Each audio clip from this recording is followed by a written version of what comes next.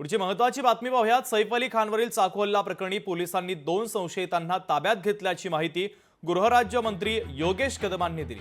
त्याबरोबरच त्यातील एक संशयिताचं नाव शाहिद असल्याचं समोर आलं असून त्याच्या पत्नीनं त्याला चौकशीसाठी बोलावल्याचं म्हटलेलं आहे। तर तो कारपेंटरचं काम करत असून पोलिसांनी त्याला नाही बोलावलं तर फोन आला आणि आपला पती गेल्याचं म्हणत कर नाही त्याला डर कशाला असं शाहिदच्या पत्नीनं म्हटलेलं आहे। तर शाहिदवर यापूर्वी देखील 3 ते 4 घरफोडीचे गुन्हे दाखल असल्याचं समोर येतंय।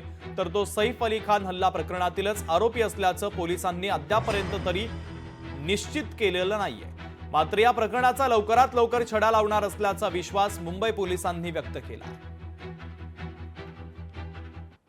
उनके मैनेजर फोन करके मेरे आदमी को घर पे फोन किए तो बुलाए थे। उनका नाम क्या है? उनका नाम क्या है? वारिस अली सलमान क्यों ले क्या पूछताछ के लिए किस मामले में? ये नहीं पता मुझे, खुद को आपके नहीं पता। आपके हस्बैंड वहाँ पे क्या काम करते हैं? कारपेंटर का काम चालू किए थे। कारपेंटर का कारपेंटर का क्या काम। बोल के ले गया पुलिस ने उनको? हाँ?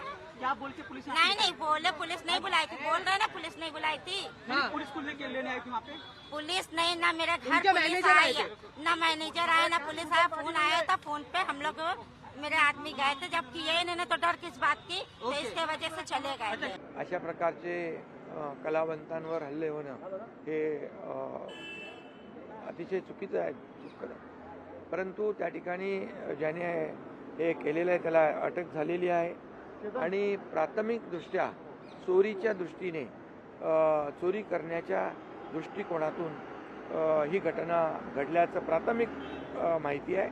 परंतु यामध्ये अगदी पोलीस आणि गृह विभाग या संपूर्णपणे मुळाशी जात आहेत आणि सैफ अली खान यांच्या कुटुंबाला देखील सुरक्षेचा त्याची सरकार काळजी घेईल आणि इतरही जे आहेत लोक त्यांची काळजी, शेवटी सुरक्षेची काळजी प्रत्येक नागरिकाची ही आमची जबाबदारी आहे सरकार म्हणून।